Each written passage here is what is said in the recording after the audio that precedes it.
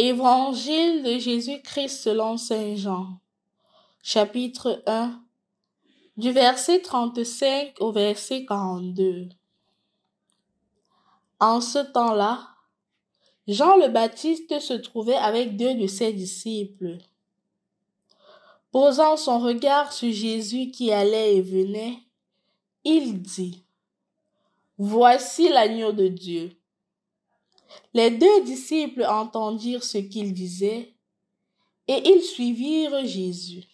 Se retournant, Jésus vit qu'ils le suivaient et leur dit : « Que cherchez-vous ? » Ils lui répondirent : « Rabbi, ce qui veut dire maître, où demeures-tu ? » Il leur dit : « Venez et vous verrez. » Ils allèrent donc, ils virent où il demeurait, et ils restèrent auprès de lui ce jour-là.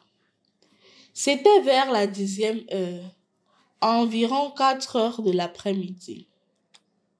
André, le frère de Simon-Pierre, était l'un des 2 disciples qui avaient entendu la parole de Jean et qui avaient suivi Jésus. Il trouve d'abord Simon, son propre frère, et lui dit : « Nous avons trouvé le Messie », ce qui veut dire Christ. André amena son frère à Jésus. Jésus posa son regard sur lui et dit : « Tu es Simon, fils de Jean. Tu t'appelleras Képhas, ce qui veut dire Pierre. » Au nom du Père, du Fils et du Saint-Esprit. Amen. Le soir, Jésus-Christ. Nous continuons nos premières belles semaines de 2024 et nous espérons que cela se passe aussi bien de votre côté, spécialement dans la recherche et l'accomplissement de la volonté de Dieu. Tout simplement parce que l'évangile de ce jour nous pose une question. Que cherches-tu? Remarque que quand Jean-Baptiste présente les disciples, présente Jésus aux disciples, Jésus ne leur dit pas ou ne leur demande pas « Qui cherches-tu » ? Jésus utilise le que qui est relié aux choses, le que qui est relié aux choses et non aux personnes. Si Jésus voulait leur demander « Qui cherchez-vous ?» il orienterait l'action vers lui. Mais il n'oriente pas l'action vers lui, il oriente l'action vers les intérêts. Quel intérêt avez-vous à venir vers moi? C'est pour cela que les disciples répondent : où demeures-tu?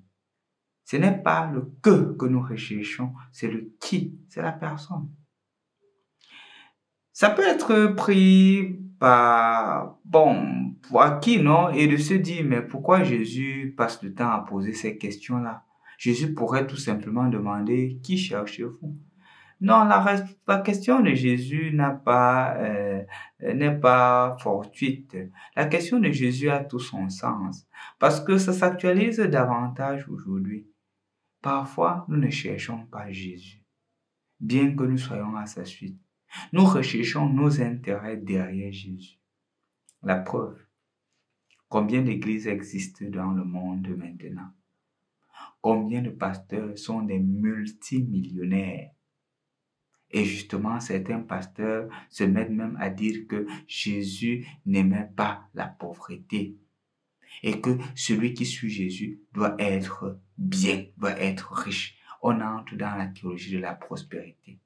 Des pasteurs qui ont des jets privés, des pasteurs qui ont une sécurité, on ne peut plus dire. Des individus qui bâtissent leur maison sur cette terre, qui ont des propriétés, qui ont des véhicules qui leur sont propres. Que cherches-tu? Est-ce que c'est ce qu'on cherche quand on est à la suite de Jésus? Je ne suis pas en train de dire qu'on ne recherche pas le bien-être. Mais malheureusement, parfois, on ne recherche même pas Jésus. On recherche nos intérêts et on met Jésus devant. Combien de personnes prêchent Jésus devant, mais derrière, c'est toute autre chose. Combien de personnes disent je suis Jésus, je suis de Jésus, mais au fond, il n'en est rien. C'est seulement le nom de Jésus qui est utilisé pour anarquer le pauvre, pour anarquer les autres. La preuve, nous avons entendu parler d'un pasteur qui se mettait à dire bénédiction, il partageait les bénédictions de 10 000, les bénédictions de 5 000, les bénédictions de 1000 francs. Que cherches-tu? Et aussi, on ne peut se passer de dire, par exemple, que quand j'ai une maladie, je me retrouve à n'importe quelle porte. Je m'en vais chez les marabouts, je m'en vais chez les voyants, je m'en vais chez celui-ci, je m'en vais chez tel pasteur, je m'en vais chez tel autre pasteur. Que cherches-tu au fond? Est-ce que tu cherches Jésus ou tu cherches tes intérêts? Tu cherches qui va répondre à ton désir d'avoir un enfant, qui va répondre à ton désir d'avoir une famille, qui va répondre à ton désir d'avoir un mari, qui va répondre à ton désir d'avoir un travail, qui va répondre à ton désir d'aller à l'étranger. Que cherches-tu? Au point où, si ceci ne va pas, je vais ici. Que cherches-tu au fond? C'est vraiment Jésus que tu cherches ou ce sont tes intérêts? Quand tu demandes quelque chose une fois, deux fois, le Seigneur ne t'exauce pas. Tu changes de religion, tu changes d'aspect. Est-ce que c'est Jésus que tu cherches? C'est pour cela que le Seigneur demande, que cherches-tu au fond? Quand tu te mets à ma suite, est-ce que tu es conscient que je suis au-delà de ces choses-là? Et que tu ne dois pas me résumer à cela. Ça veut dire que ça peut arriver que tu ne les as pas, mais ça ne change rien parce que tu veux demeurer avec moi. On l'a toujours dit, non? Et je l'ai toujours dit que où demeures-tu? Le mot demeurer qui est utilisé ici, c'est le mot grec menon, qui veut dire où es-tu au point où on ne peut plus te dissocier. En fait, ce n'est pas seulement le fait d'un habitat quand on parle du mot menon, c'est le fait où on ne peut plus dissocier. Quand on dit par exemple, quand il dit par exemple demeurer en moi, ça veut dire soyez en moi de telle manière que on ne puisse plus vous distinguer de moi. Devenez un avec moi. Maintenant, où demeures-tu? En d'autres termes, nous voulons demeurer en toi. Nous ne cherchons pas d'autres intérêts. Nous avons conscience que Jean-Baptiste qui nous a conduits vers toi, nous conduit vers les verts pâturages. Et donc, Seigneur, nous voulons demeurer avec toi. Et demeurer avec toi ne nous laisse pas nous attacher aux choses éphémères. Au contraire, les choses éphémères ne sont que des moyens pour nous approcher de toi. C'est l'attitude de celui qui suit le Christ, celui qui cherche à demeurer avec Dieu et qui dit au Seigneur, où demeures-tu? Parce que je veux demeurer avec toi.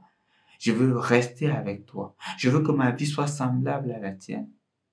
Et donc, s'il savait que j'ai un travail, je rends grâce à Dieu. S'il savait que je n'ai pas de travail, je fais confiance en Dieu pour qu'il me trouve un meilleur travail. Je ne dis pas que je vais changer de religion, je vais entrer dans les cercles exotériques pour avoir quelque chose de meilleur. Je veux demeurer en Dieu. Où demeures-tu? Que ce soit la question que nous adressions au Seigneur aujourd'hui. Parce que le Seigneur nous demande, au fond, que cherches-tu?